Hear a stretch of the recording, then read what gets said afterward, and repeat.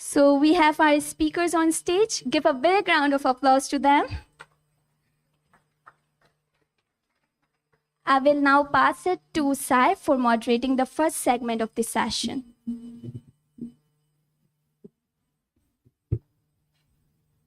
Thank you, Maria. And we have all been discussing since morning about how the progress towards the Sustainable Development Goals in the region is lacking.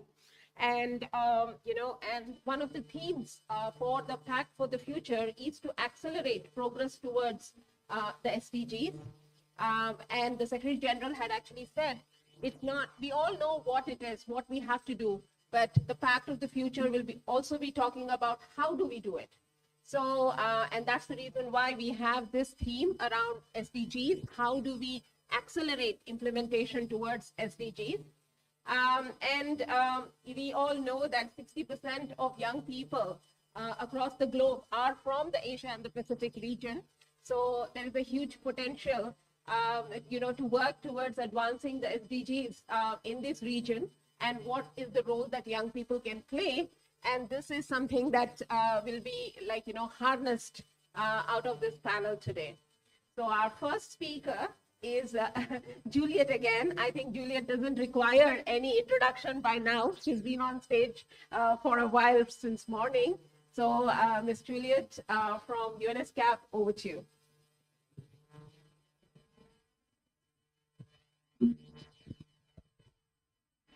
Good afternoon. Okay, I didn't hear much. I know after lunch is really hard. Good afternoon. Okay, you're with me. I'm back again. So the mics seem like they're working. So this time I think it should be a little less in and out. Okay, while we wait for the PowerPoint presentation, my job right now is to give you a bit of an overview of where we stand, the progress towards sustainable development, and where is there areas for action. Okay, next slide, please. I'm going to give you a quick overview of some of the results of the Asian Pacific SDG Progress Report. And some of these have been mentioned by previous speakers. I won't go into too many details because all of the details are available in the report and also on ESCAP's website. But the key messages from the report is, number one, we are not going to reach the 17 SDGs before 2062 at the rate that we are currently going. So that's 32 years behind schedule. It's not all doom and gloom, but this is the reality. We also see that integrating robust climate action measures into national policies, strategies, and plans is essential because we are regressing in the region. Regressing, that means we are going backwards on climate action, on SDG 13. And that small island developing states face the most significant challenges in progressing towards the SDGs. So we see a rate of progress that's slower, and it keeps becoming more different than the rest of the region. So we also see there's a lot of variety. Asia and the Pacific is a huge and very diverse region. So there's a lot of difference across the region and even within countries. So depending on what groups you belong to, even where you may live, there are differences in how the SDGs look to you, what reality is like. And we also have seen many success stories from individual countries, so we can see where there are strategies to strengthen both data systems and policy implementations in the SDGs. So it's not all just the scary situation of the reality. Okay, next slide. This is a quick visual to give you a snapshot of what it looks like. So if we started in 2015, so looking at where were we with progress towards these areas, and have our target is 2030, where we should be if we're going to reach our goals by 2030 is that line where it says 2023. So the status from then. Oh, some overlaps. Can you click again, please? And you can see, all right, we're progressing here, all right. And in SDG 1, we also have more progress. You can keep clicking along so then you can see where we go. Oh, this is where we have a big problem with climate action. That's one red flag, and red, it's regressing. And then you can see where there are gray areas is also where we don't have enough data. I think another speaker previously mentioned that we really don't have a lot of data to base based on all of the indicators, there's a lot missing. So we're doing our best with the data we have. And you can see nowhere, no SDG, none of the 17 is even close to that midline where we should be if we were on track for 2030. So I don't think this is necessarily surprising for many of you, but it's good to know where we stand with the data that we do have. Next slide, please. And you can see this is where there's progress in some of these very specific targets. And we'll get 89% of the 116 measurables. We'll miss 89%. So you can see some green. There's some hope in some areas. I won't read all the details, but you can access it if you're curious. And keep clicking, please. And then you can see where we're doing all right, and then where we need to turn things around, and where we don't have enough data to really say. We may have some ideas because this is based on quantitative data. We talked a little bit in the last session about qualitative data. So there is more information out there, but based on the quantitative official data that we have, this is what the picture looks like. Okay, next slide, please. And then we see, despite the diversity, that across the region, rich and poor countries face challenges related to these goals, 2, 8, and 17. So that's across the board in Asia and the Pacific. And as I mentioned, data is an issue. We see only a little over half, so that's 52% of the indicators have 2 or more data points. So we can't really see the trend, we can't really see the progress if we don't have at least 2 data points. And so that's why you see a lot of gray in some of these images. Okay, next slide. So then thinking about this picture, this is where we stand. What are ways that we can be involved? And I know many of you, if not all of you, have already been engaged in these processes in the Asia Pacific Forum on Sustainable Development, where we look at the sub-regional and the regional level. Where do we stand? Where do we want to put priorities for next steps towards the Sustainable Development Agenda, and do deep dives into those 5 SDGs that are under review for that particular year. So next year, these are the 5 SDGs that will be under review at the high-level political forum in July, which means that those are the ones we are going to review in Asia and the Pacific. So we want to bring our perspective and priorities on those to the global level. So 25th to 28th of February is when the next APFSD will take place, and where we'll have this deep dive. So I know you're already linked in and in the networks to know about this, to spread the word, to really keep the engagement, because the APFSD Youth Forum is a really important part of this intergovernmental process, an official part of the APFSD. So next slide, please. And part of this process is beginning very soon. I know we're talking about Summit of the Future, but this is all linked because, as we know, these are key issues for all of these agendas. And we have sub-regional multi-stakeholder SDG forums. So these are at the sub-regional level, because we know that there are even more specific priorities if we drill down into the sub-regional level. And the review of these 5 SDGs will be taking place starting already in October at these levels. So if you're interested, we want to spread the word to see how there's possibility for potential engagement in these, because those discussions can also be a bit more thorough and dive more deeply into the issues that are important at the sub-regional level as well. So these dates have just been confirmed. They're also available on the APFSD website, and you can ask me and I'll make sure that the organizers also have all the information as well. So next slide, please. And then the process for engagement, you already know about the youth forum. We do goal profiles. So we do basically a policy brief on those 5, and there's space for youth inputs and engagement, as well as roundtables about these SDGs. And there will be calls coming out. So I hope it's on your radar. You share it with your network for participation in the youth forum, for participation in the for all stakeholders, and also in APFSD itself, in the forum itself. So this is a way that it's great to get your voices heard. All right, next slide, please. And this is what it's about, making your voices heard and engaging. We've already talked a lot about engagement this morning. So engaging with national and regional youth networks, You already clearly are because you're here, but also to help others, to sort of help bring them into the fold and the networks as well. To be leading by example, which you must be doing if you're here already, but to continue to keep that energy up.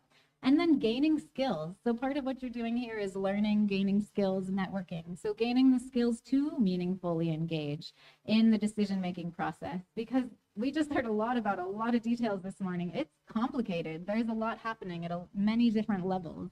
So really learning what is it and where there are entry points and leverage points.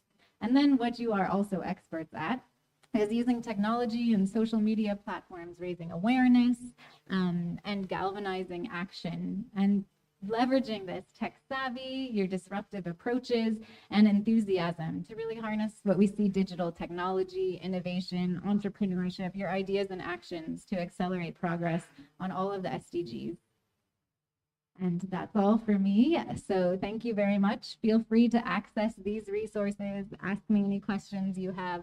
I will try to give you the best information I can and lead you to the people who have more. So thanks. Thank you, Ms. Juliet.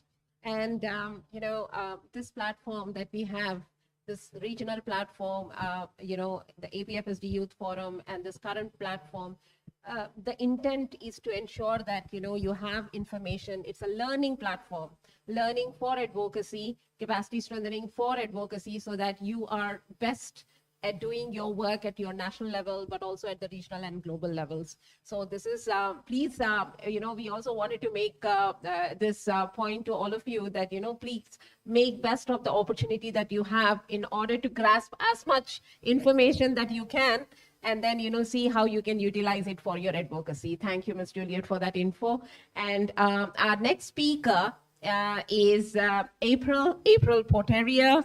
And she is currently the Feminist Development Justice Program Officer at the Asia Pacific Forum for Women, Law and Development. She's also the representative for the CS for Financing for Development. Asia Pacific Forum for Sustainable Development work is something that she has done. She has been, coordinating the AP RSEM platform as well. And April comes with a lot of commitment and a very feminist lens to the work that we all do. And she will be speaking to us about what are the feminist demands around financing for development, because financing is a crucial part. We have discussed this morning as well. Resources are very crucial for all of us to do our work. And April will, shine some light on feminist demands. Over to you, April. Thank you so much, Sai. Can you all hear me? Yes? The audio is good? Can I just hear an affirmation? Yes. Okay, thank you. I'm really sorry for not being there in person, but yeah, really glad when I received this invitation from Sai, very close colleagues working with APRSEM, and I'm very glad to be in the same panel with Juliet. I know very soon we're going to prepare for the next APFSD and the People's Forum, and of course the Youth Forum.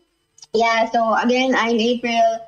I'm not just representing APWLD here, but also, as I mentioned, the CSO FFD mechanism, which is the official CSO platform that facilitates CSO engagement in the financing for development process at the global level, and of course, our very dear APRSEM. Maybe I should start with what is financing for development first, and then later on the feminist demands, and I think we could share what are the upcoming ones for the region as well. So maybe for some of you who is not familiar on the financing for development, it's actually a parallel process to the SDGs under the 2030 agenda. Although it is older, it is actually 2 decades old. It was born after the Asian financial crisis in 1997. But it's under it. It actually contributes to the 2030 agenda process. It's a space where issues surrounding global economic governance are addressed while taking into account tightly connected concerns on different issues, so climate, inequality, human rights, and of course, all other macroeconomic issues. There are 7 topics under FFD. You can look at this in the website, but the first one is on domestic resource mobilization. It means the ability of governments to resource, to increase income domestically, domestic and international business and finance. Unfortunately, this is about engaging and increasing the role of private sector in the development agenda. International trade is seen as an engine for development. International development cooperation and official development assistance, or ODA. Debt, you may have heard about the debt crisis, the debt issues, technology, and systemic issues. So as I mentioned, this is actually older than the SDGs. Maybe most of you are familiar with the SDG process from the BNR, sub-regional, regional, and then the global HLPF. But the FFD is actually, it comes into conferences. No? So the first conference was actually in 2002. No? That's why I mentioned it was the aftermath of the 1997 financial crisis. It was held in Monterrey, Mexico. And it was actually an attempt to recover the UN's voice to global and economic financial system. So it's basically to enhance multilateralism, decision making in terms of macroeconomic policies. And then this Monterrey Consensus is basically the Bible of the financing for development process, which is reviewed every year. So it's called the Financing for Development Forum, happening every April in the UN headquarters in New York. Unfortunately, there's no regional process, but later I'll share that because we are talking about the 4th international conference after 10 years finally happening next year, there will be a regional process happening in December. And I know ESCAP is preparing much of this. So yeah, I would like to jump in. Why is it critical to talk about FFD in the current context? I know the theme of the convening is Summit of the Future, right? But actually, if you would see the different processes right now in the UN, in the 2030 agenda process, everything is trying to, I will not repeat Juliet's presentation, but everything is trying to salvage the SDGs, to achieve it, somehow in 2030. So it's basically, 2 decades after the first financing for development, the same issues that it tried to resolve are the same, or it actually worsened. So for instance, the neoliberal policies continues to push structural adjustment programs. And then, of course, this results to more privatization, liberalization of many social sectors. And the pandemic also heightened the borrowing. So right now there's, the debt crisis in almost everywhere in the global south. And then, of course, the trade regimes, the unequal trade regimes continue. And also, of course, how this is being beneficial to corporations and the so-called private sector. And then I would just like to go back on the financing gap. I know this was mentioned in the introduction.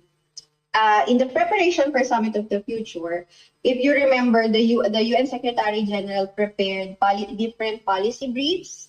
One I know is on the international financial architecture reform, right? But another one is on SDG stimulus. There's a long document about it, but it calls for an increase of 500 billion US dollars per year to address basically the achievement of the SDGs. And then I will not repeat why the SDGs or how the SDGs are regressing, based on the data, the pandemic, etc. But in the 4th International Conference on Financing for Development, this is happening next year, June 30 to July 3 in Seville, Spain. This is much anticipated, primarily because it will talk about the financing gap, and the means of implementation of the 17 SDGs, and of course, the reform of the international financial architecture. But then I would like to go into scrutinizing why financing, later on when I present this feminist demand, why the only gap is not about financing, or why financing is not really the challenge on the achievement of the SDGs. So yeah, as I mentioned, I will not repeat what Juliet presented, but it actually goes back no to systemic issues. Like for instance, APRSM really, when we analyze why the SDGs are not achievable at all, so we need 32 years, right, until 2062. It's basically of the different issues that are not really addressed, but actually the solutions being forwarded by these different multilateral processes are the other way around. So for instance, the rise of militarism, conflict, heightened neoliberal policy, especially in the global south, is forcing these situations of exploitation and extraction.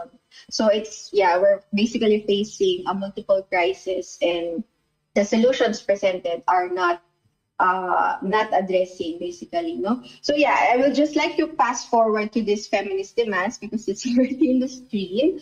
I would like to talk about what we want, no? What we want the Fourth International Conference on FFD would like to address. So while this is happening next year, the process is actually ongoing. Like there's a preparatory meeting in Addis last month, right after HLPF, actually the next one in December in New York, and there's actually a regional preparation in Bangkok also in December. We want to talk about the systemic issues, no? And for women, for feminists, we really want to highlight women's unpaid care work as the backbone in reproducing and sustaining societies and economies. So we want to put the number of how we're contributing basically on making the world and the economies go round. We call for cancellation of all illegitimate debts and demand for reparations. So it's actually about reparations, justice, and it needs a decolonial perspective when we talk about debt, no? And how global north is actually more indebted to us, global south, because of the generations of extraction and colonial history. Another demand is also a binding and transparent multilateral debt workout mechanism in a process convening all under the United Nations. So right now, there's no debt workout mechanism under the UN. It's actually within the different economic spheres like G7, G20, or the so-called Paris Club. So it's very much global north and very much, the rich countries. And then, of course, we want to say ending of austerity measures. We reiterate to rechannel public financing to universal social protection. And this is very much related to increasing military spending across the globe, across the region right now. So even, in my country, in the Philippines, military spending is still higher than education, than health, etc. And then I think this is also a very timely conversation on having a UN Framework Convention on International Tax Cooperation. So it is a global call that will finally address, hopefully to address the illicit financial flows and unequal relations between host countries and sending countries. And then, of course, in relation to ensuring accountability of governments and businesses, so we demand a binding regulatory framework for business based on international human rights law, and an end to all corporate-driven public-private partnerships. So this is actually also a development justice demand of APRSM, is really to ensure and to review accountability mechanisms of all partnerships, which specifically on partnering with corporations, etc. Because these projects have a lot of impacts to communities, which includes displacements, the lack of FDIC, etc.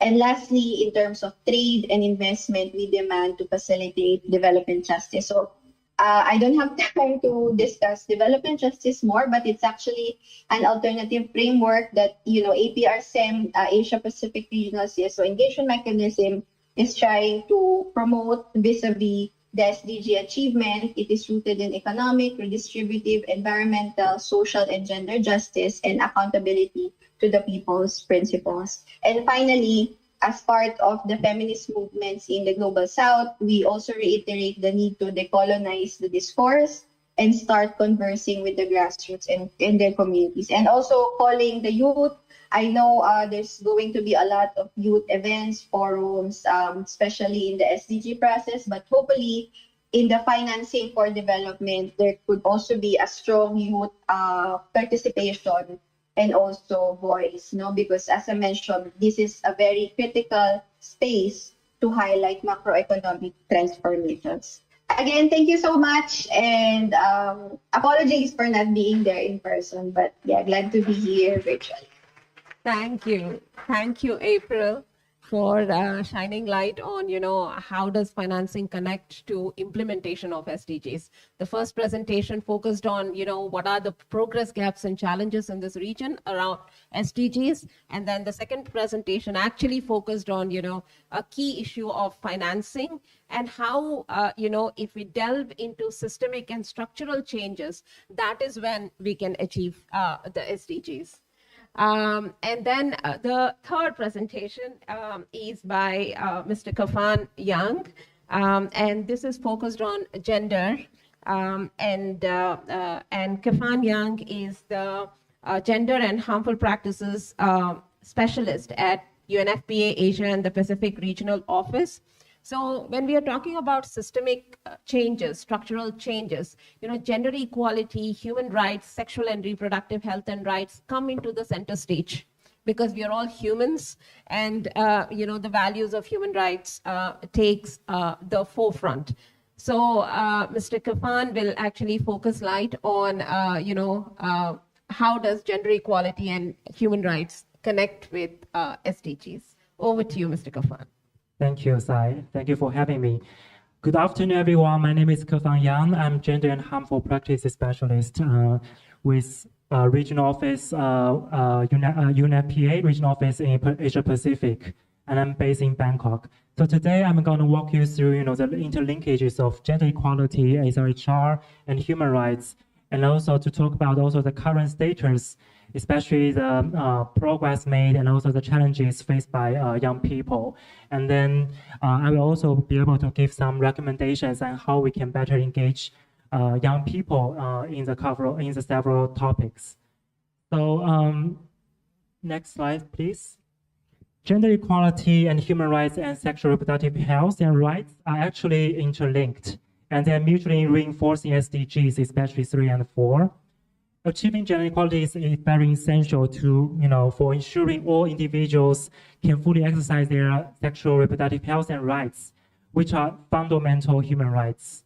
So, as UNFPA, these 3 topics are also very relevant and actually very essential to our mandate, which are focusing on every pregnancy is wanted, every childbirth is safe, and every young person's potential is fulfilled. So in the Asia Pacific region, as we all know, with 1 billion young people living, and the challenges, although we have made already a lot of progress in terms of young people's sexual reproductive health and rights and gender equality, but also the challenges also very remain also very large in terms of the regional diverse and complex economic and cultural context. So based on the UNFPA's recently published gender strategies, so the key is really to ensure that all the women and adolescent girls can have their agency, choices, and access in order to have greater agency, as well as the body autonomy and over their sexual reproductive health and rights. Next slide, please. So now I want to share some highlights of the progress made in the Asia Pacific region. The first one is on adolescent pregnancy. So there has been a very steady decline in adolescent pregnancy during the last 2 decades, dropping from 56 births per 1,000 girls to less than 24 girls aged 15 to 19. However, we need to understand that this figure is aggregated data, including the huge progress made in South Asia, and which masks, the lack of progress in Southeast Asia and the Pacific. So I want to also highlight that there's much more needs to be done in the region here. And a second point is on child marriage.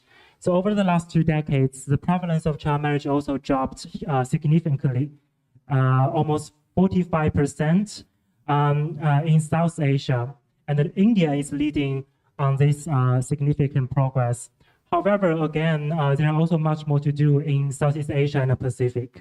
Maternal and mortality, also we have seen the maternal mortality rate has seen a reduction over 60% since 2000. However, since 2015, the progress has slowed and preventable maternal deaths remain really high, according to our recent report, State of World Population Report. And another thing is women's representation. The proportion of women's parliamentary positions has more than doubled over the past 3 decades.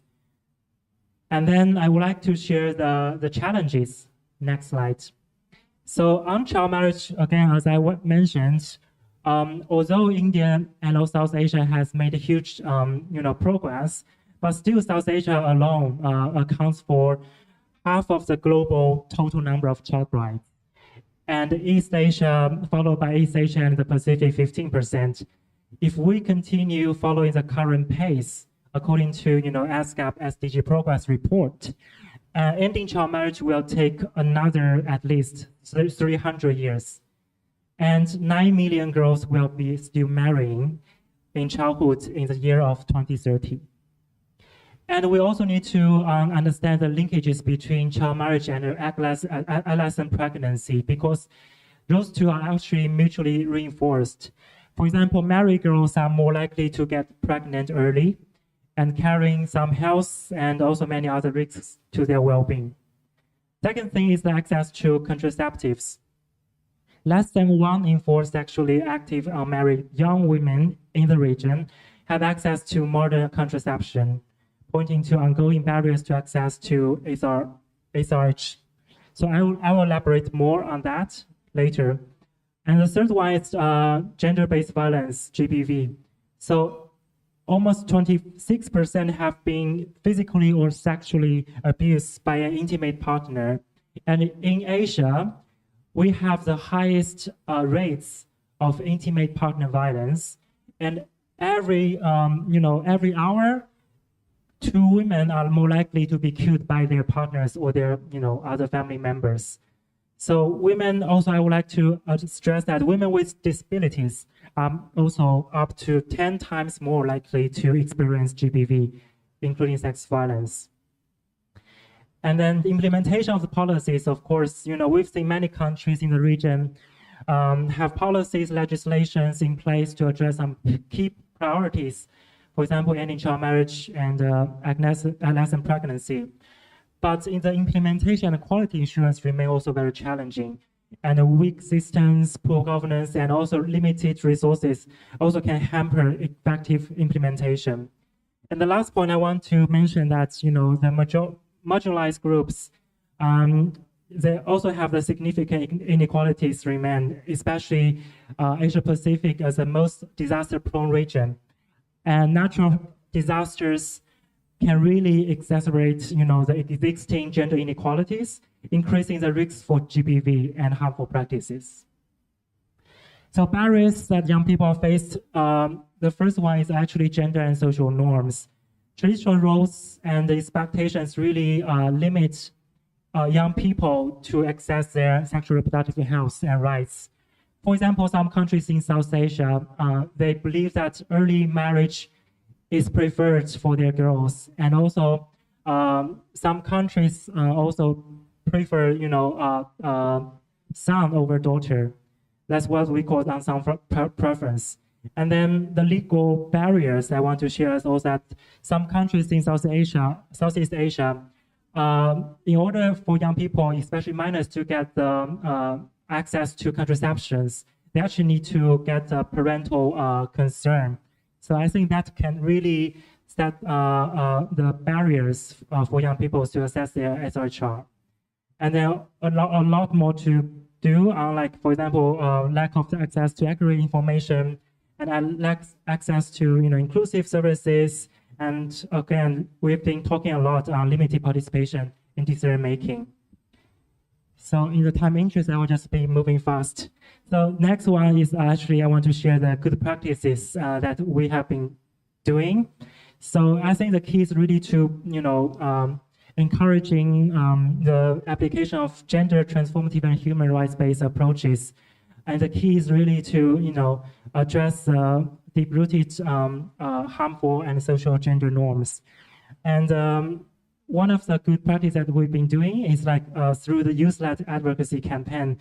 So last year during the International Day of Girl Child, actually we collaborated with UNV Asia Pacific by engaging online volunteers and engage a lot of 60% actually male youth content creators to create digital media materials online to raise awareness on gender equality. And then also we have a lot of interventions on GBV and also comprehensive sexuality education on digital through digital platforms and in digital way as well. And the last part, I want to give some recommendations. These are just some highlights actually.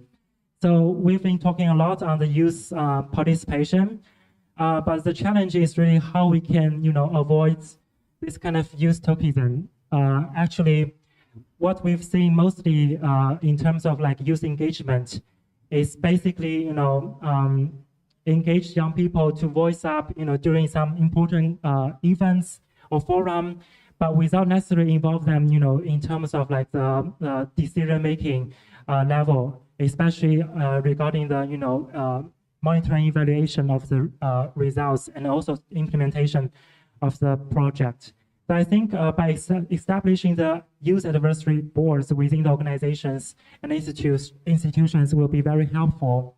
And some participants mentioned in the morning that how do we really engage in our UN counterparts because, all of the change and instability. I think one of the useful advice would be, to always keep following up with your focal points, although there might be, move to another duty station, but there always been, this kind of transfer. So always, Julia said, the process of building the relationship and trust is very important for our young people, to get the ideas and the message get across the UN and also partners. And the second is actually the enhancing the education awareness, especially CSE program in school and outside of schools, by promoting digital literacy and inclusion and support youth-led awareness campaigns that will be very helpful. So you are also all welcome to join our, digital comprehensive sexuality. Stick a fan, you may want to. Yeah, just very 2 points. Maybe I jump the third one, and I'll highlight the last one on data and research, because many people also mentioned that the sufficient data for some marginalized groups, especially young people, with disabilities or young people with diverse sexual orientations and gender expressions and identities. I think, no data is actually data. It shows that, us, we don't really care those marginalized groups. So I think it's really important to, start considering that, strengthen that data, especially for marginalized groups. And then also for the digital side, to understand how influence of digital media, young people's, behaviors and attitudes towards, their gender equality and SRHR. Thank you. That's my end. That's the end of my Thank you. So we have heard the recommendations, and now we will get into youth voices as to what they are actually doing. Over to Maria. Thanks, Sai. Moving forward with our youth session. So firstly, we have Mr. Bolt. Mr. Bolt is a desk officer at the International Financial Cooperation Division, Ministry of Finance, Mongolia. He focuses on SDG 1, 3, 5, 8, and 13. He also holds a BA in International Relations from the National University of Mongolia and was an alumnus of UNYAP Mongolia. So Bolt, you are diving into the heart of funding for SRHR. So strategically, how can we address SRHR related challenges and how can we progress? Yeah. Should I just take the stage there? How is it? Please, Okay, please thank you. come.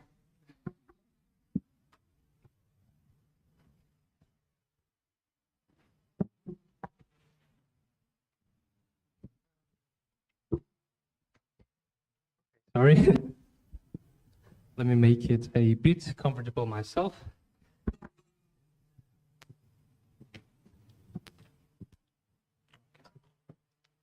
All right. So when I say this, can you change the next slide? Okay, thanks. All right. So to give you a brief information about myself and my background, I'd like to introduce myself. So as Maria mentioned, I'm Bolt and I'm currently 24 years old. It's been almost 2 years since I joined the Ministry of Finance of Mongolia, a governmental ministry it is. And as a young university student, I never really thought about joining the government because as most of the youth in our region, I thought the government is not doing much stuff, and maybe in private sector, I might do great things. So my idea of that was changed wholly when I joined the Ministry of Finance 2 years ago, and now I am trying to give you an idea of development financing for SRHR and mostly about financing gap for it. So generally, when we think about development, we think about GDP per capita, we think about freedom index, we think about life expectancy and so on. But in the course, I think that those are very important for sure and detrimental in the development of the country. But in the process, we seem to forget about one of the most pivotal and detrimental things about development. And one of them is, of course, sexual and reproductive health and rights, SRHR in short, and which I will tender my speech with financing lens. So next slide, please. So as instructed by our panelists and other moderators, I try to make my speech as clear and concise as possible using a traffic light approach, which is go, stop, and continue. So let's start with the go, okay? So what initiatives should be started? So I believe that SRHR and gender equality are intertwined deeply and with each other. And according to the UN Women's Report, financing gaps for implementing national action plans on gender equality are as high as 90% in our region, and only 1% of the national budget goes toward women machineries who are implementing these policies in our region among 15 of the APAC countries. So this shows that gender equality as well as SRHR are greatly underfunded. So my first point is that investment and budget aimed toward SRHR needs to be increased greatly in order to solve this issue. And in my opinion, any investment made toward SRHR or gender equality has not only social benefits and for the family, but long-term economical benefits as well. So next slide. How do we increase this investment in budget? So I've been thinking about it quite a lot of that time while I was preparing for this speech. But for that, I also believe that some of the governments in our region have not yet adopted systems to track the gaps for SRHR and gender equality. So one way to track the gap is to implement gender-responsive budgeting in the government, which means that in the national budget cycle and possibly interlink maybe SRHR into it, so that maybe we could create and allocate budgets for everyone, not just to develop the multifaceted big infrastructure projects, but as well as to tracking those kind of needs. And my third point is that multi-stakeholder working groups and dialogues, including youth, should be initiated to inform the government and the public. So as I understand, when I first joined the government, it was clear that young people's voices were not heard as much. But luckily, in our region, we have the most young people compared to the other countries in the world. And in the ministry, we currently have lots of departments, and among them is the financial policy department, which I'm from. And we have over 30 staffs, and 10 of them is in our generation, Generation Z, or generation before that, millennials. So I think there is really big opportunity for us to involve multi-stakeholder advocacy groups and youth networks in, okay. So my time is kind of limited, so I'll just skip on to the next slide. So the next one is stop. So what practices or policies should be stopped? So I'll try to be as concise as possible. And the first practice that needs to be stopped is under-prioritization of SRHR education. So without good SRHR education, unwanted pregnancies, sexual abuses, STIs, HIVs, and other related problems will not decrease because of the misinformation that's circulating toward the misinformed teenage children and people. I myself personally know lots of cases where that happened because I'm actually from not the capital of Ulaanbaatar, I'm from regional city, so there were lots of cases which happened. In our region, I think SRHR education was not really supported that much. So the next points are, I believe they will be just justified by themselves. So inefficient investment and funding in rural and remote areas needs to be stopped. And the next one is neglection of marginalized groups must be stopped so that finally may we achieve the inclusive and sustainable development as we say and as we are trying to reach. So as for the continue part, it's focused on what ongoing efforts should be maintained or expanded. So first one may be private sector participation, which needs to be increased. In the finance sector, we have public and private sector partnerships that's been increasingly happening in Mongolia, and I think in other Asia-Pacific countries as well. We can do the same thing in SRHR financing as well, to initiate more private sector financing and investment toward it. We have a successful case in Mongolia, which helped develop this chatbot system to inform teenage girls about sexual and reproductive education. It was co-financed by the Unitel Group, which is one of the biggest telecommunication companies in Mongolia, and as well as the United Nations Population Fund. So in the case of Mongolia, we had 85% of internet connection over the country. So the project was overly successful, I'd say. So the same things SRHR and private sector can happen. So the second point speaks for itself, so I will leave it for discussion soon. And the third and final point is that we need to advance the legal policy and regulatory frameworks in sexual and reproductive health and rights. I believe that by putting an arrangement where these frameworks are implemented truly, and in general advancing them if the necessary legal frameworks are not in place in other countries, maybe we will be in a better position after that. So thank you.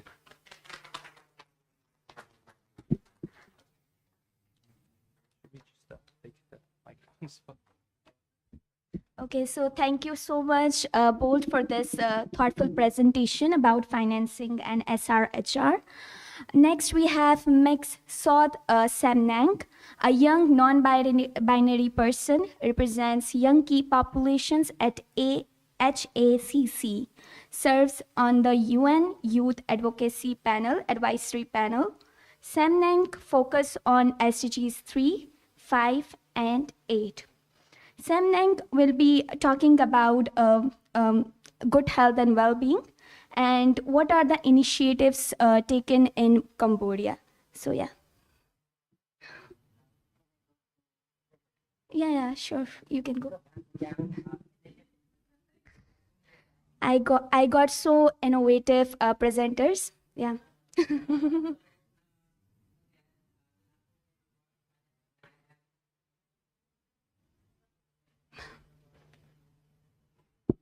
Okay, good afternoon, everyone. My name is Samnang. I am a young key population representative from Cambodia and also a member of a volunteer platform which is called UN Youth Advisory Panel, like Mongolia. Okay, next slide, please. So, I, like Maria mentioned, I will talk about the SDG 3, good health and well-being, but not cover all. But I would like to cover mostly on 3 dimensions. First, SRHR, sexual health and reproductive health and right, HIV/AIDS, and also mental health. The first one, I would like to show you something about like rational and also good progress from Cambodia. In Cambodia, what is the very good progress right now is the social protection scheme, which is we provide the health fund and also ID pool for some targeted groups such as the key population, also some women at risk as well. And another great or good progress is that the Ministry of Education, Youth and Sport are implementing or integrating CSE curriculum, comprehensive sexuality education, into the national curriculum from the grade 5 to the grade 12. But there is a challenge as well. But next slide.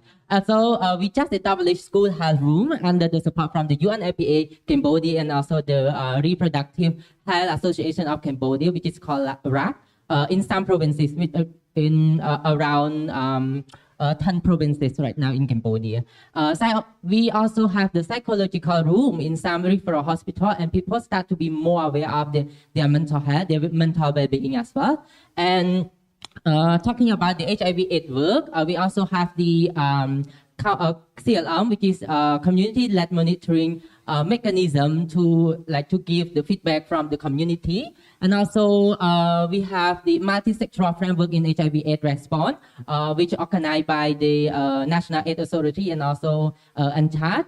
And also we are creating the sustainable roadmap in HIV/AIDS response. And in Cambodia, we achieved the second and the third 95, 95, 95 targeted. And some of the good practice is that many people start to talk about SRHR and also HIV/AIDS on social media. Yep. Next slide, please. Okay, let's talk about the challenge. Even though we have a very, very good progress, but we also have some many challenges as well. SRHR, HIV/AIDS, and also mental health is still a taboo topic in Cambodia, which is not many people willing to talk about. And also, while talking about this kind of issue is the intersectional issue. For example, talking about the HIV/AIDS, we need to talk about the LGBTIQ+ community issue as well, LGBTIQ+ rights as well. So that's why LGBTIQ+ community, mental health, HIV/AIDS, and SRHR as a whole is still a taboo topic in Cambodia. Shame and stigma, which is two main dimensions, which lead to lack of the understanding and also lack of the information. And I still believe that information is empowering, but when the information is lacking of, it means that we did not empower our community yet. The bad attitude from some service provider, this is the CLM, community-led monitoring for the HIV/AIDS response. So we have 7 links. And each link, for example, I give you the example, the 7 link is a stigma and discrimination link. And then the community, which is the key population, they can provide the feedback through this link. So for example, this is TG, it means that transgender people, they can give the comment to the service provider whether they are really satisfied to that service or not. So it means that the data show that around 76% that they feel not satisfied to the service, still not satisfied to the service. Okay, and another challenges is that we are still lacking of the accessibility of some services. For example, our transgender people or gender non-conforming people, we don't have the hormone therapy services yet, and the hormone therapy we have only two organizations that provide in Phnom Penh, but it's too expensive and not many people could access to that services. We do not have enough resource, including financial support for this issue, because our national budget plan is not really aware, it's not really put into practice, into action for this issue yet. And also the policy is put only on the paper, not into the practice. Like we have so many policy, but we don't really, especially the government don't really follow this policy and also the law. The last one, the last slide. Next slide, please. Okay, the recommendation. What should we stop? Perpetuate stigma and discrimination from the policymaker level and also the service provider, because like we have like the stigmatization and also perpetuate the stigma and discrimination still happen in the service provider in the high level of policy making process. So that's why, especially to the teachers as well. That's why even though we have the CSE curriculum and also we have SOGSE curriculum, but the teacher will not 100% deliver the effective quality of education to that system. We should continue collecting effort in fighting against stigma and also discrimination toward related to SRHR, mental health, and HIV/AIDS. Like I said, many ministries are working hard to join hands in fighting this stigma and discrimination against key population and also this kind of issue. Goal. I think I have so many, what should we start to working on? First one, we should raise more awareness among policymakers, service provider, and teacher. The first thing that we should, for example, now I am trying to provide the SOGSE curriculum to the Ministry of Health, to the Department of Health, and also to the National AIDS Authority to make them be more aware of our issue and also to be more inclusive. Integrated social contracting in strategic plan. In HIV/AIDS, we are trying to working on the social contracting, because if the funder is not apply intersectional land into action and also apply innovative and inclusive approach. And the last one, give more space for community to take lead, like the first speaker mentioned, let community lead and nothing about us without us. Thank you.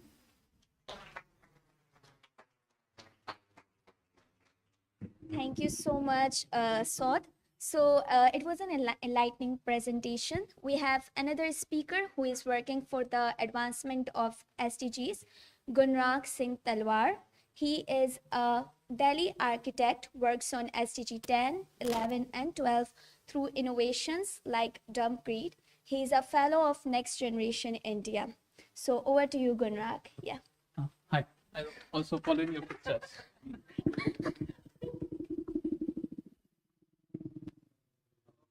So quickly, like I think youth engagement should be engaging. So how many of you think there is a problem in your society? Show of hands. Okay. Right. How many of you have tried to do something about it? Oh, that's fantastic. And was it a protest? Or did you act? Is that okay? Okay. So again, how many of you have tried doing something about it? So that's a lot. And was it a protest? Or was it something that you wanted to do? Was it something different? Okay. So I believe in disruptions. I believe that today's problems cannot be solved from yesterday's solutions, and we need something new. We need something disruptive. And I am an architect. I think I'm the black sheep of this group, because I don't work in SRHR. I work in something completely different. I work towards making cities sustainable. With the UN Foundation and CEW, I am the Next Generation India Fellow for Sustainable Cities. And this is what I try to advocate. But here are a few commonalities in what I do, and I think what you do or should be doing. And for that, let's go to the next slide. So first thing that I think we are doing right as youth is that we are identifying the right problem. I think our problem statements are very clear. We know what the problem is that needs to change. The second thing we need to do, however, is we need to form some method to solving this problem. And I work very closely with Delhi's landfills. How many of you have a landfill near where you are? A big mountain where all the waste goes? Some, not all. I think most others will burn it then. But see, we have 3 colossal mountains of trash in our city. And this is the national capital of the world's most populated country. So imagine that, 3 mountains of trash. And that was my problem statement. Like, this is wrong, this needs to change. And the second idea is forming some structure to solving it. And this can happen through you, this can happen through your government. In my case, my government had already set a target to flatten these landfills. They wanted to do something about it. Didn't know how. How do you get through that gap? And that's where disruptions come in. So this is Dumpcrete, my hand. And this is Dumpcrete, where I'm upcycling legacy waste from landfills into concrete blocks, using them to create dignified open spaces for local community.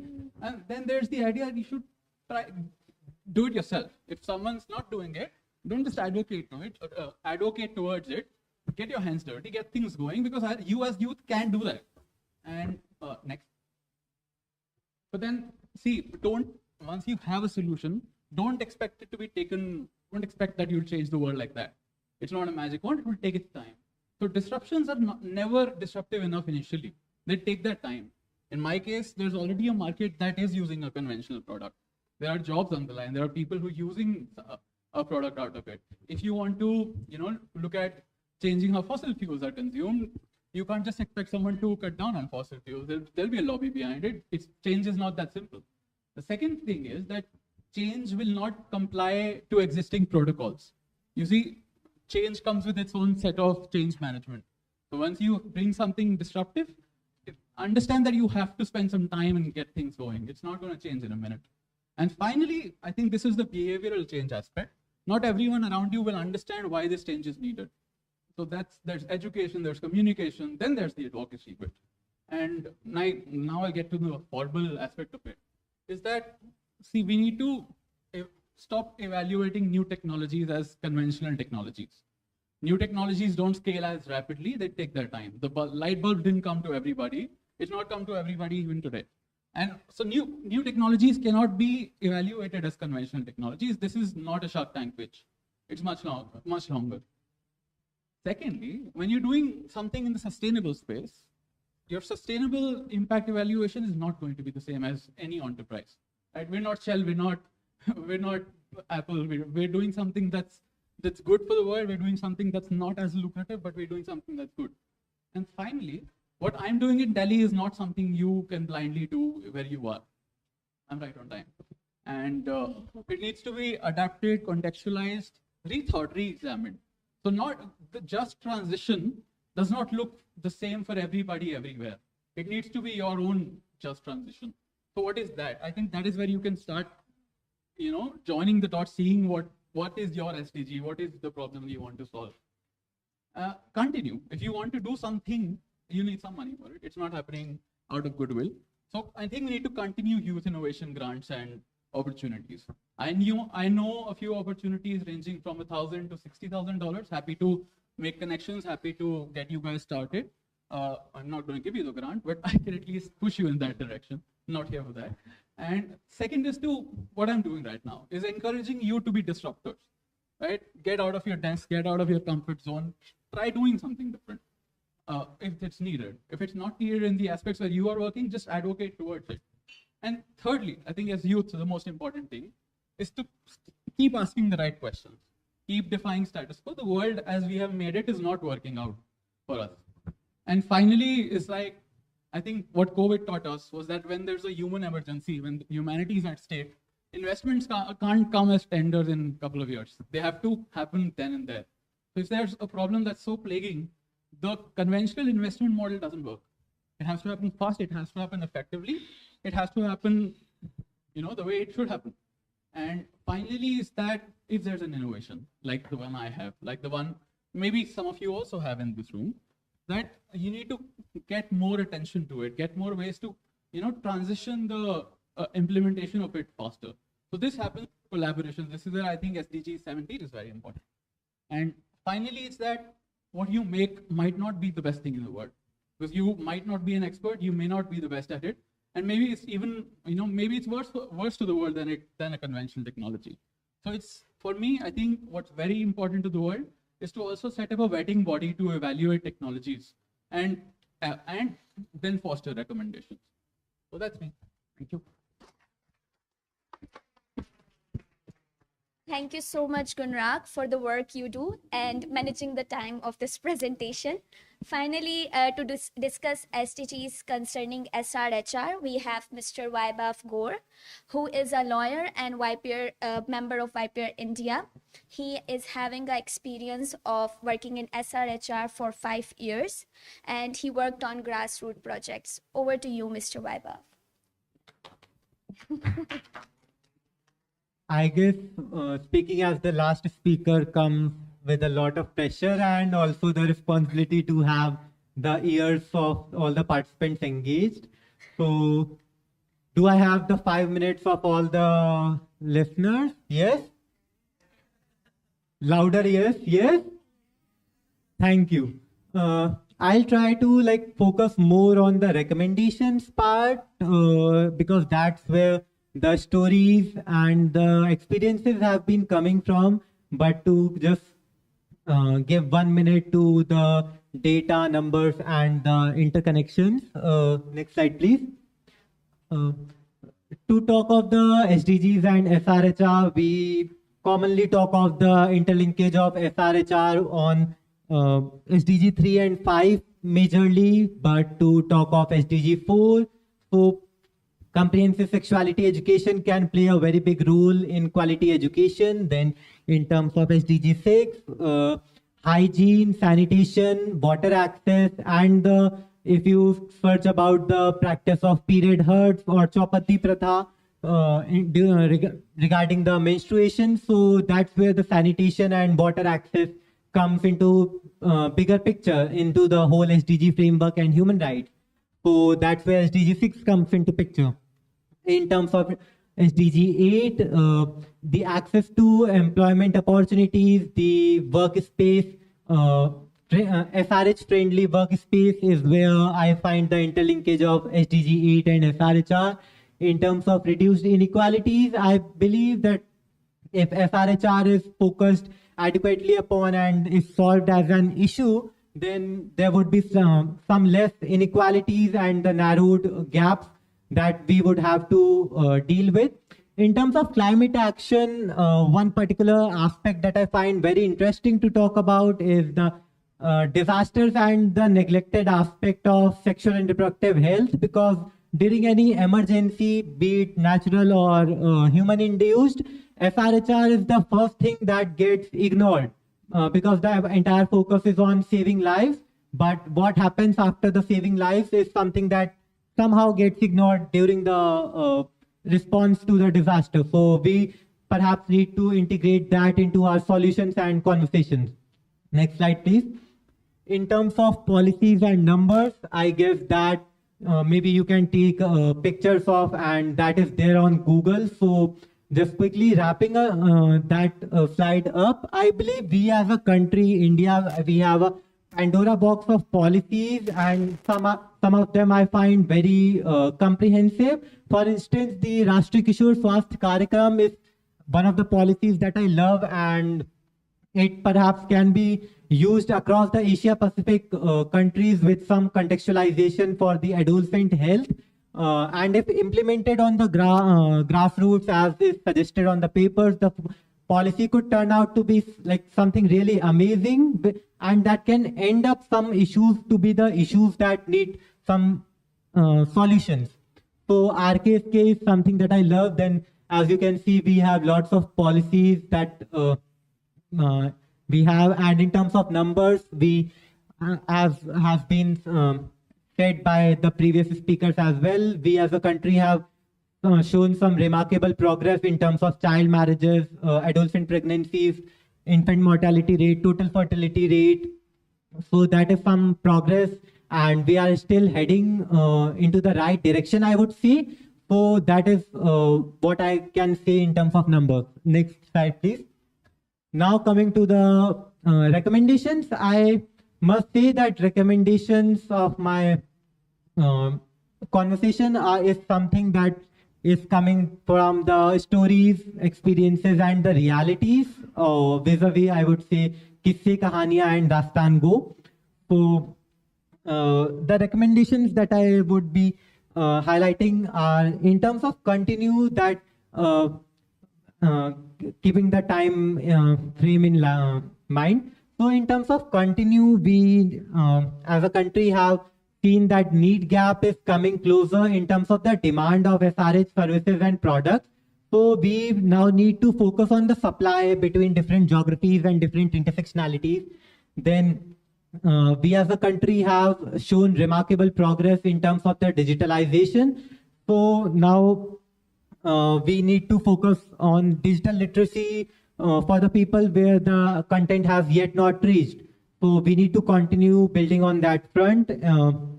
We need to continue having the AFHCs. AFHCs stand for Adolescent Friendly Health Clinic. That is a part of the RKFT program. So like a dedicated health counselor for the adolescent population. So that is where we need to build more, penetrate more into every district of the country and having more and more such counselors across the country. That's where we need to continue and keep growing in that direction. In terms of I feel reproductive health needs of young and unmarried people are still somehow getting sidelined and ignored. So we need to focus on that. Like reproductive need is not something that only the married people have. So we need to prioritize that as well about the young and unmarried people and generation. Then we need to focus on having the IEC in the local and vernacular languages and not just English and Hindi, because we have a lot of, all right, I'll rush up. We have a lot of population that is not able to understand English or let's say even Hindi. So we need to have the good IEC converted and translated into the vernacular languages that so that the content could reach every population. In terms of another Go approach, we need to go hyper local so that we could have the stories aspect attached to the numbers and concrete data, so that the intersectionality aspect is also taken care of, how the stories and how the narratives are being built and taken care of. In terms of stop, I just have 2 or 3 pointers.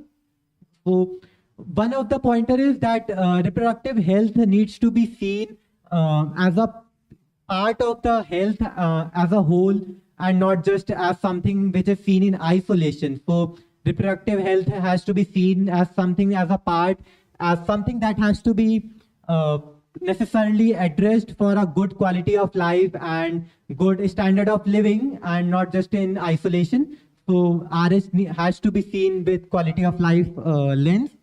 Next, criminalization of abortion should be stopped.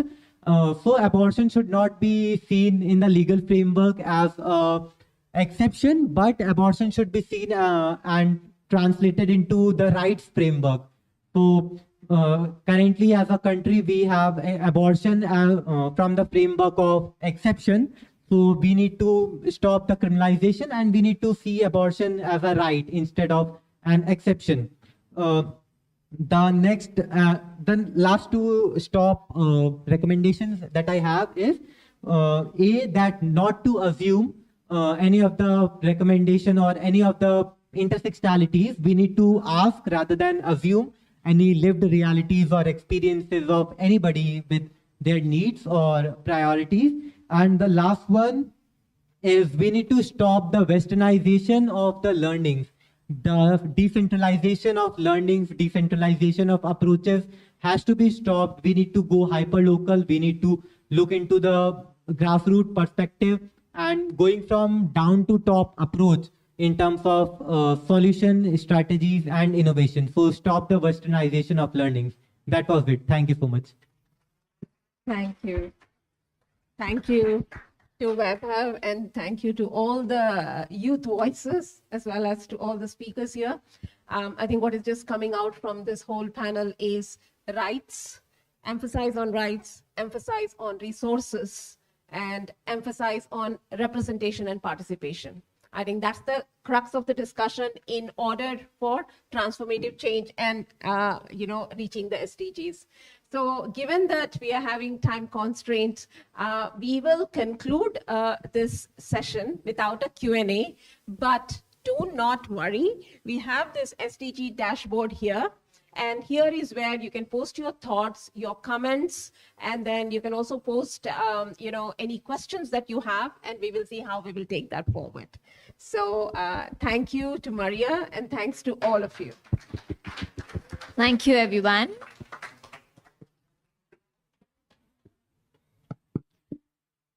We definitely understand that the time is crunching and we do not have enough time for anything grand, but to break the monotony of panels, I would like to invite Fitria, who will take you through a little dancing journey and excite you with an icebreaker.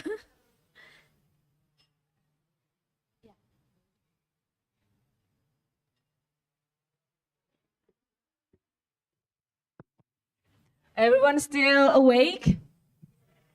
No, you're sleepy. Everyone still awake? No, you need to have dance, okay? And I would like to have volunteers to dance with me. Anyone? Okay, please come. Please come to the front for the volunteers. Yeah. Volunteers, yeah. Okay. All ladies, any gentlemen? Is it ready, Paulden? Yeah. So please stand up, everyone. Stand up with me. Can you a little bit in the middle?